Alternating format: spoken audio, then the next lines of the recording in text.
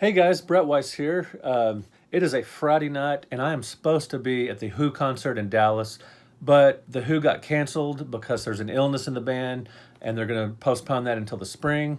And so I was a bit disappointed about that, but I'm taking the opportunity. I am working on my new book, my forthcoming book that's coming out in fall of 2020.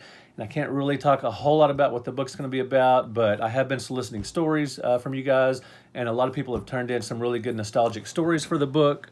And so it's going to be a fantastic book, and I've got a big announcement about that soon.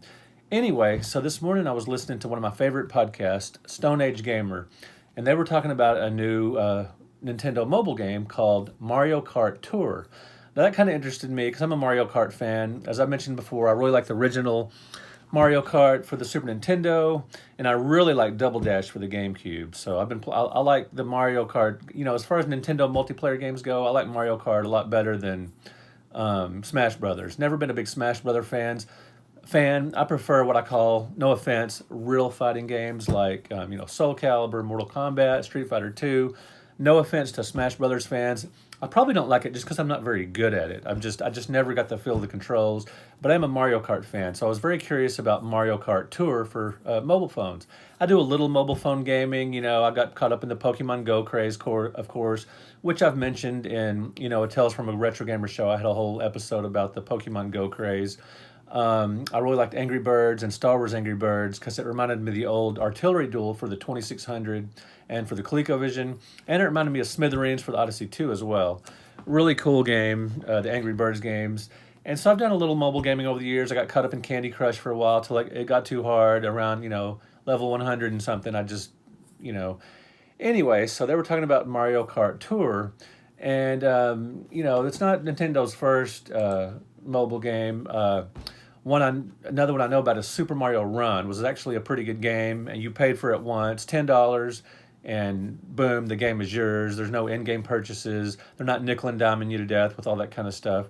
But apparently, with Mario Kart Tour, they are. And so they were talking about that on Stone Age Gamer podcast. So I put a question out on my Retro Video Game Books Facebook page to fans of the page, just asking about it. What's your thoughts and opinions on Mario Kart Tour for mobile phones? And so I did get some answers, and so I'm going to read those for you real quick, just to kind of give you a general idea of what people are saying about the game. Kyle Twist says, no way, not without a separate controller. You cannot play this game at full force with a touchscreen, no way. And Ken Kazmal answered Kyle and says, it works fine for me, and I've been playing Mario Kart since the 1990s. So a little difference of opinion there, which is, what I was kind of looking for. Jason Hoft,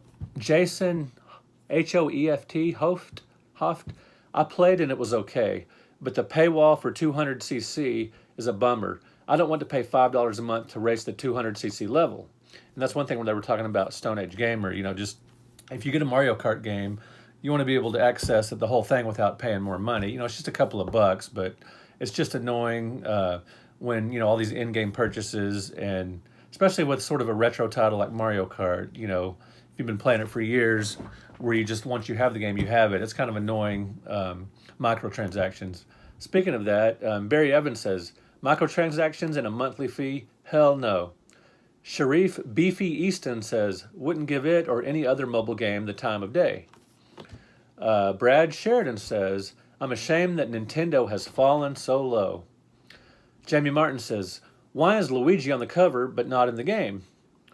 And Ken Kazmal, who's apparently a pretty big fan of this version of Mario Kart, says, you have to earn points and he will pop up. Eric Plunk says, I haven't put enough time in yet, but steering does take some getting used to. That's what the Stone Age Gamer guys were talking about, how steering, just doesn't feel very intuitive, and it's kind of awkward compared to earlier Mario Kart games.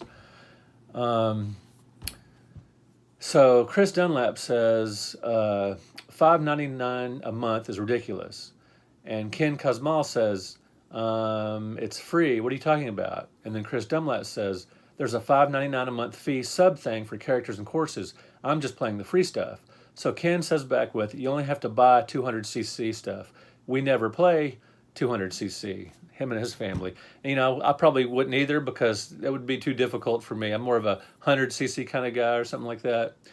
And then Ken says, Chris, you can unlock everything under 200cc with coins and gems you earn within the game. So anyway, Mario Kart Tour is out now. It's a recent release, and if you love the Mario characters, if you love Nintendo, and if you don't mind in-game purchases, and you can get used to the control scheme, maybe check it out. If you've played Mario Kart Tour and you have some opinions on it, please let me know in the comments. If you played it, is it worth the money? Do you spend more as you play it, or do you just play it with the the minimum of what it comes with? Thank you for watching the show. Thank you for subscribing. I will have a new episode of Tales from a Retro Gamer coming up this Tuesday.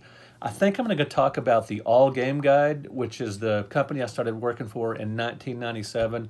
I've been writing professionally about video games since then, and so that should be a pretty interesting episode. Thank you guys so much for watching me on a Friday night or whenever you're watching this. Thanks for liking the episode, and thanks for subscribing to the channel. Peace out.